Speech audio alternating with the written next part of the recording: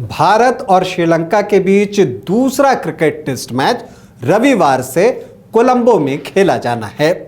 भारतीय team फिलवक्त series में 1-0 से आगे है और वो चाहेगी कि दूसरा टेस्ट जीतकर वो सीरीज पर कब्जा जमाए, तो दूसरी तरफ श्रीलंका की टीम है जो चाहेगी कि इस मुकाबले में वो कामयाबी हासिल करे और सीरीज को स्क्वायर करे। भारतीय टीम को WTC के लिहाज से भी इस मुकाबले को जीतना जरूरी है। तो इस मुकाबले में क्या कुछ हो सकता है, क्या प्लेइंग 11 रह सकती है भारतीय टीम की, क्या कोई परिवर्तन होगा, इन सारी चीजों पर आपसे चर्चा करूंगा। नमस्कार, आप देख रहे हैं न्यूज बाय स्कूप और मैं हूं राकेश रंजन। भारत और श्रीलंका के बीच दूसरा क्रिकेट टेस्ट मैच कोलंबो में खेला जाएगा। दोनों टीमें पूरी तरह से तैयार हैं और अगर आप बात करें तो अगर कोलंबो की पिच की हम बात करें तो वहां पर भी स्पिनर्स के लिए मदद होगी। इनफैक्ट अगर आप देखें तो जिस तरह की पिच पहले टेस्ट मैच में थी उसी तरह की पिच हमें दूसरे टेस्ट मैच में भी देखने को मिल सकती है। मतलब स्पिनर्स आपको एक्शन में ज़्यादातर समय दिखेंगे। लेकिन अगर भारतीय टीम की हम बात करें तो एक चर्चा जो सबसे ज़्यादा प्लेइंग 11 को लेकर हो रही है कि कुलदीप यादव ने पहले टेस्ट में बेहतर प्रदर्शन नहीं किया है। लगभग 25 ओवर की गेंदबाजी में उनको सिर्फ 1 विकेट मिला है और दूसरी बात वो प्रभाव भी वो छोड़ पाने में नाकाम रहे हैं। तो ऐसे में एक चर्चा ये है कि दूसरे टेस्ट मैच में कोलंबो में जो है सारांश जैन का टेस्ट डेब्यू हो सकता है, क्योंकि अगर उनका फर्स्ट क्लास का आप रिकॉर्ड देखें तो वो बेहतर है। उन्होंने 188 विकेट लिए हैं, जो 54 फर्स्ट क्लास के मैच उन्होंने खेले हैं। लेकिन कुलदीप हैं और उनको बाहर छोड़ देने का फैसला लेना भी टीम मैनेजमेंट के लिए इतना आसान नहीं होगा। लेकिन अगर सारांश जैन आते हैं तो एक ऑफ स्पिन गेंदबाज आपको मिलेगा। देखिए, हैं तो कुलदीप भी चाइना मैन बॉलर, लेकिन वो लेफ्ट आर्म है, मानव सुथार लेफ्ट आर्म है और इसके अलावा रविंद्र जडेजा भी लेफ्ट आर्म स्पिनर हैं। तो एक राइट हैंडर स्पिनर जो है वो भारतीय टीम ला सकती है, खास करके ये देखते हुए कि जो श्रीलंका के लेफ्ट हैंडर बैटर हैं वहाँ पर सोनल दिनुशा, जिन्होंने कि पिछले मैच में पहली पारी में शतक लगाया था, दूसरे में 80+ का स्कोर किया था। डिकविला ने पहली पारी में 80 रन बनाए थे। तो ऐसे लेफ्ट हैंडर बैटर्स को रोकने के लिए एक ऑफ स्पिनर खिलाने को भारतीय टीम सोच सकती है। तो ये एक संभावित परिवर्तन हो सकता है। इसके लिए टीम मैनेजमेंट को बहुत माथापच्ची करनी है, क्योंकि कुलदीप का एक नाम है और उनको बाहर छोड़ने का फैसला लेना मैनेजमेंट के लिए इतना आसान नहीं होगा।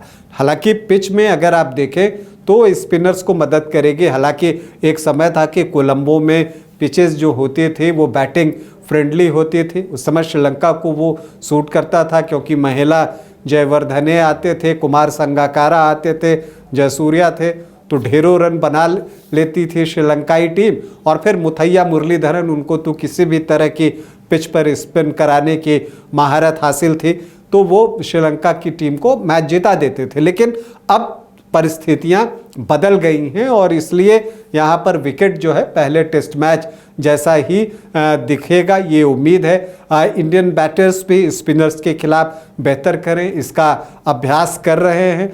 कप्तान शुभमन गिल के लिए पहला टेस्ट मैच अच्छा नहीं गया था, तो उन्होंने प्रैक्टिस में जो है रविंद्र जडेजा से गेंदबाजी कराई, मानव सुथार से गेंदबाजी करवाई और जो लोकल लेफ्ट हैंडर स्पिनर्स हैं उन सब के खिलाफ जो है उन्होंने प्रैक्टिस की है, क्योंकि पिछले मैच में उनको लेफ्ट हैंडर्स को खेलने में परेशानी हुई थी। और लेफ्ट आर्म बॉलर्स की अगर हम बात करें तो उन्होंने शुभमन गिल को कई बार शिकार बनाया है। हालांकि भारतीय टीम थोड़ी सेटल्ड दिखती है तब और जब आप देखते हैं कि देवदत्त पड्डीकल ने पहले टेस्ट में शानदार बल्लेबाजी की। पहली पारी में उन्होंने जो है शानदार शतक लगाया, 150 से ज़्यादा रन बनाए।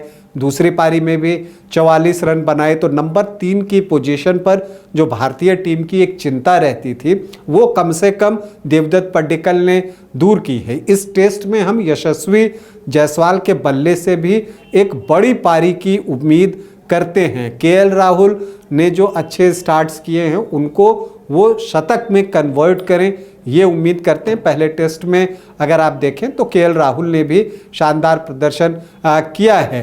अब ऋषभ पंत ने भी दूसरी पारी में शानदार बल्लेबाजी की थी पहले टेस्ट के। हाँ, शुभमन गिल ड्यू हैं और उम्मीद है कि दूसरे टेस्ट में वो शानदार बल्लेबाजी करेंगे। इसके अलावा अगर आप देखें तो ध्रुव जुरेल से भी उम्मीदें रहेंगी। रविंद्र जडेजा के बल्ले से रन आए, सभी यही चाहते हैं।